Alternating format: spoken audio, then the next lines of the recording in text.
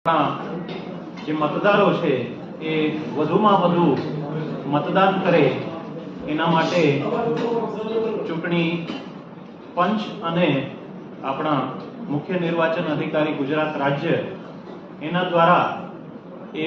ઘણા બધા પગલાઓ લેવામાં આવેલ છે। આપ બધાને ખ્યાલ હશે, છેલ્લા લગભગ 12 દિવસથી દરરોજ કોઈને કોઈ અલગ અલગ જે કાર્યવાહી છે, જેમાં રંગોળી, મહેંદી, બધા આપણા આંગણવાડી કાર્યકરો જે છે આંગણવાડી ખાતે બહેનોને એકત્રિત કરી અને એમને જાગૃત કરવા। આપને ખ્યાલ હશે, ઘણી જગ્યાએ ઢોલ પીટીને, ઘણી જગ્યાએ આપણા